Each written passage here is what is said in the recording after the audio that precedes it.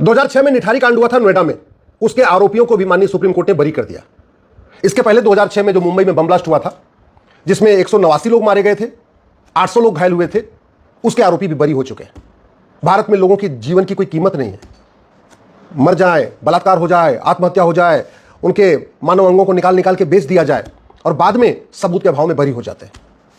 ये जो निठारी कांड हुआ नोएडा में, इसकी जांच सीबीआई ने किया था। भारत की सबसे एक्सपर्ट जो एजेंसी मानी जाती है सीबीआई, उसने जांच किया था और ट्रायल कोर्ट ने फांसी दिया था, लेकिन हाई कोर्ट ने बरी किया और सुप्रीम कोर्ट ने भी हाई कोर्ट के जो फैसला था उसके ऊपर मुहर लगा दिया।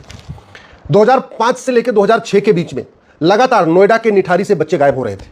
वहां एक पानी की टंकी थी, वहां बच्चे जाते थे और एक एक करके गायब हो जाते थे। सबसे पहली बार जो 2005 जून में एक बच्चा गायब हुआ, उसके कुछ दिन के बाद वहां एक बेटी गई, वो भी गायब हो गई। लगातार जब बच्चे गायब हुए तो पूरे गांव में ये अफवाह फैल गई कि इस पानी की टंकी के पास भूत रहता है। और बच्चे कोई 1 2 3 4 नहीं, 44 बच्चे तो उसी एरिया के गायब हो गए, निठारी के आसपास के एरिया के गायब हो गए। जब पुलिस ने वहां पे एक हेल्पलाइन नंबर जारी किया तो 600 माता पिता ने शिकायत दर्ज कराई कि हाँ, हमारे 600 बच्चे गायब हुए हैं। जब पुलिस ने जांच करना शुरू किया तो पंढेर की कोठी के पीछे से 19 बच्चों का नरकंकाल मिला। फिर सीबीआई ने आके जांच करना शुरू किया तो 32 और बच्चों की हड्डियां मिली और उसके बाद हाई कोर्ट ने बरी कर दिया, सुप्रीम कोर्ट ने बरी कर दिया। दुख इस बात का है, इतने बच्चों की हत्या हो गई, इतने बच्चे गायब हो गए। ज्यादातर बच्चे कौन थे? धोबी के बच्चे जो कपड़ा प्रेस करते हैं, रेडी पटरी पे जो दुकान लगाते हैं उनके बच्चे थे, जो जूता मोची का काम करते हैं उनके बच्चे, सारे के सारे दलित बच्चे थे। ज्यादातर दलित बच्चे थे, बिहार के बच्चे थे, बंगाल के बच्चे थे, असम के बच्चे थे, झारखंड के बच्चे थे, जो रोजी रोटी के लिए आते हैं, वहां से बेचारे आते हैं, नोएडा आते हैं, सब उनके बच्चे थे। और बच्चों की उम्र भी कितना, 5 साल से लेकर 20 साल तक। जो रिंपा हल्दर थी 14 साल की बच्ची थी, पिंकी सरकार 20 साल की बेटी थी, और भी ऐसे छोटे छोटे बच्चों को किडनैप किया जाता था, उनके साथ रेप किया जाता था, उनका मर्डर किया जाता था और उनके किडनी निकाल के, उनकी आंख निकाल के, उनका हर्ट निकाल के बेचा जाता था। ये सारा कुछ हुआ नोएडा में 2006 में और अब 2025 में वो बरी हो गए। सवाल ये है, इन बच्चों को किसने किडनैप किया, इन बच्चों के साथ किसने रेप किया, इन बच्चों की किसने हत्या किया, इन बच्चों के मानव अंगों को किसने निकाला, किसने इनकी आंत निकाली, किसने इनकी जो है हर्ट निकाला, किसने इनके लीवर को निकाला, किसने इनके लीवर अंगों को बेचा। कोठी थी पंढेर की, पंढेर पहले बरी हो गया। पकड़ा कौन गया? पंढेर का नौकर सुरेंद्र कोहली। सुरेंद्र कोहली भी अब बरी हो गया। सुरेंद्र कोहली कह रहा था कि पीछे एक हॉस्पिटल है, वहां पे मानव अंग बेचे जाते थे, इसलिए मुझे नहीं पता, क्या पता हॉस्पिटल के लोग ये काम करवाते हो। सीबीआई कह रही कि नहीं, इसी ने ही किडनैप किया है। सीबीआई का आरोप था कि इसमें पंढेर भी था। हालांकि पंढेर के ऊपर न पुलिस ने ठीक से धारा लगाई थी, न सीबीआई ने ठीक से धारा लगाई थी। सारी की सारी जो धाराएं लगाई थी किडनैपिंग की, रेप की, मर्डर की, वो कोहली के ऊपर लगी थी। तो पंढेर का केस पहले भी कमजोर हो चुका था। जो जिनके बच्चे गायब हुए थे उसमें झब्बू लाल थे, जो वहां कपड़ा प्रेस करते थे, उनकी बेटी गायब हुई थी। उनको तो 1 करोड़ का ऑफर दिया था पंढेर ने, 1 करोड़ का ऑफर दिया था। बाकायदा उन्होंने आज भी मीडिया को बयान दिया है। बल्कि उनका बेटा कह रहा था 1 करोड़ ले लो, इस केस में कुछ नहीं होगा, कम से कम 1 करोड़ रुपए ले तो लो। लेकिन बेटी की खातिर, बेटी की इज्जत की खातिर उन्होंने, वो गरीब आदमी जो कपड़ा प्रेस करते, उन्होंने 1 करोड़ नहीं लिया। और आज अब वो पछता रहे, कह रहे 1 करोड़ ले लिया होता तो कम से कम आज तो वो बरी तो हो ही गए। ये स्थिति थी। सारे के सारे गवाह मुकरते गए, गवाह मुकरते गए, गवाह मुकरते गए। अब सवाल ये है, इतना सब कुछ हुआ लेकिन कोई भी गांधीवादी, कोई भी समाजवादी, कोई भी वामपंथी, कोई भी अंबेडकरवादी, कोई भी पेरियारवादी, कोई भी दलितों का रहनुमा, कोई पिछड़ों का रहनुमा इस मुद्दे पर संसद में आवाज नहीं उठा रहा है। कि एक भी सांसद संसद में नहीं कह रहा है कि बम ब्लास्ट वाले छूट गए, मुंबई वाले, निठारी कांड वाले भी छूट रहे हैं, पुलिस रिफॉर्म होना चाहिए, पुलिस चार्टर लागू होना चाहिए। एक भी नेता ये नहीं कह रहा है कि लगातार लोगों की हत्या करने वाले बलात्कारी छूटते जा रहे हैं सबूत के अभाव में, भारत में जुडिशियल रिफॉर्म होना चाहिए, जुडिशियल चार्टर लागू होना चाहिए। कोई भी गांधीवादी, समाजवादी, लोहियावादी, वामपंथी संसद में खड़े होकर आवाज नहीं उठा रहा है कि हाँ, भारत में एक एडमिनिस्ट्रेटिव रिफॉर्म होना चाहिए, एडमिनिस्ट्रेटिव चार्टर लागू होना चाहिए, सिटीजन चार्टर लागू होना चाहिए, एविडेंस चार्टर लागू होना चाहिए, विटनेस चार्टर लागू होना चाहिए। आज तक मैं पहले भी कई बार कह चुका हूं, अगर ये जो अमेरिका का फेडरल पिनल कोड है ना, हमने अगर आईपीसी की जगह इसको लागू कर दिया होता तो बहुत सारी समस्याओं का समाधान हो जाता। बहुत अच्छी किताब है। दुर्भाग्यवश हमारे यहां जो ये कानून का ड्राफ्ट बनाने वाले नौकरशाह हैं, ये देश के साथ ऐसी गद्दारी करते हैं कि जब कोई भी कानून का ड्राफ्ट बनाना होगा तो ये नहीं देखेंगे कि सिंगापुर में क्या चल रहा है, अमेरिका में क्या चल रहा है, जापान में क्या चल रहा है, चीन में क्या चल रहा है, नहीं देखेंगे, यहीं बैठे बैठे ड्राफ्ट बना देंगे। और चूंकि मंत्रियों को ज्यादा कानून का ज्ञान नहीं होता तो जो नौकरशाह बना के देते हैं, मंत्री उसको पार्लियामेंट में पेश कर उसको पास करा देते हैं। अगर हमने फेडरल पिनल कोड लागू किया होता तो बहुत सारी समस्याओं का समाधान हो जाता। 75 साल हो गए आजादी के, आज तक हमने स्टैंडर्ड क्वेश्चनायर ही नहीं बनाया।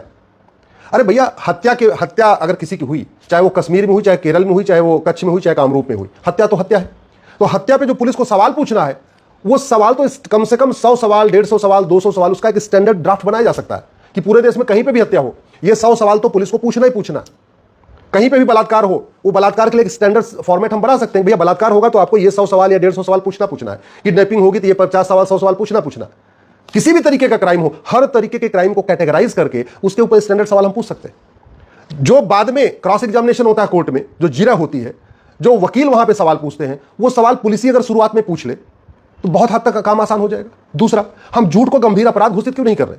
अगर किसी अपराधी को पकड़े और पुलिस पहले ही बता दे, एफआईआर के साथ ही जब पूछताछ करती है बता दे कि देखो भैया सच सच बताना, झूठ बोलने पे 10 से 20 साल की सजा होगी, ऐसा अगर कानून बन जाए तो जो अपराधी होगा वो झूठ बोलने से पहले 10 बार सोचेगा। और पुलिस ये भी बता दे कि झूठ मत बोलो, क्योंकि अभी तुम अगर जो सवाल हम पूछ रहे हैं, यही सवाल हम तुमसे, जो 100 सवाल अभी हम मौखिक पूछ रहे हैं, यही 100 सवाल हम लाई डिटेक्टर में भी पूछेंगे, यही 100 सवाल हम नार्को में भी पूछेंगे, यही 100 सवाल हम ब्रेन मैपिंग करके भी पूछेंगे।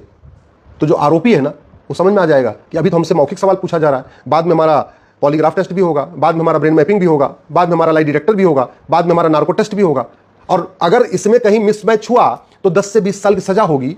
तो जानते हैं, पूरा का पूरा चांस है कि जो आरोपी होगा उस सजा से बचने के लिए सच बोल देगा। अगर हम गवाहों के जब बयान लेते हैं, अगर हमारे पास एक कानून हो कि झूठी गवाही गंभीर अपराध है, और जब भी कोई गवाही देने आए उससे पहले बता देंगे, देखो भैया सच सच गवाही देना, अगर तुम गवाही तुम्हारी झूठी साबित हुई तुम्हें 10 से 20 साल सजा होगी। अगर एक बार आ भी गया होगा ना 10-20 हज़ार रुपए लेके झूठी गवाही देने, वहीं कोर्ट से भाग जाएगा, बोले मैं गवाही नहीं दूंगा, ये पकड़ो 10 से 20 हज़ार रुपए। चाहे वो पंढेर हो, चाहे मुंबई के आरोपी हो बम ब्लास्ट करने वाले, ये इतने बड़े सिंडिकेट लोग चलाते हैं। ये लोग ऐसे ही, पंढेर ने किया कि नहीं किया मुझे नहीं पता, इसमें गवाह खरीदा कि नहीं खरीदा, या मुंबई के जो बम ब्लास्ट के आरोपी थे उन्होंने गवाह खरीदे कि नहीं खरीदे मुझे नहीं पता, लेकिन कहीं ना कहीं भ्रष्टाचार है, कहीं ना कहीं घटिया कानून है, उसका खामियाजा आम जनता भुगत रही है।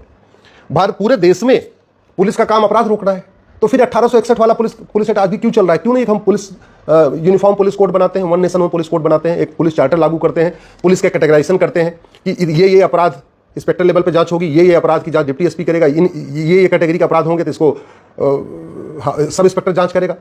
सारे अपराधों का एक हम पर्टिकुलर क्वेश्चनर क्यों नहीं बना देते? हम झूठ को गंभीर अपराध घोषित क्यों नहीं कर देते? कि नार्को पॉलीग्राफ ब्रेन मैपिंग के लिए हम साक्ष्य अधिनियम में शामिल क्यों नहीं कर देते? एक हम सिटीजन चार्टर क्यों नहीं लागू कर देते कि भैया झूठी शिकायत करोगे, झूठी जांच होगी, झूठी गवाही होगी, झूठा हलफनामा होगा तो नागरिकता खत्म हो जाएगी। सिटीजन चार्टर हम क्यों नहीं बना देते? हम एविडेंस चार्टर क्यों एक नहीं बना रहे कि भैया एविडेंस देना है आपको तो ध्यान रखना 10 से 20 साल की सजा भी है, और एविडेंस में आपको ये सवाल पूछने हम आपसे पूछेंगे, और ये सवाल हम आपसे मौखिक भी पूछेंगे, हो सकता है जरूरत पड़ने पर इन सवालों पर हम आपका पॉलीग्राफ भी कर लें, लाई डिटेक्टर टेस्ट भी कर लें। क्या दिक्कत कहां से आ रही है? आखिर क्या कारण है कि पुलिस रिफॉर्म के ऊपर संसद में चर्चा नहीं हो रही है? क्या कारण है जुडिशियल रिफॉर्म के ऊपर संसद में चर्चा नहीं हो रही है? क्या कारण है एडमिनिस्ट्रेटिव रिफॉर्म के ऊपर संसद में चर्चा नहीं हो रही है? क्या कारण है कि विटनेस चार्टर के ऊपर संसद में चर्चा नहीं हो रही है? क्या कारण है भारत में जस्टिस विधिनियम के ऊपर चर्चा नहीं हो रही है?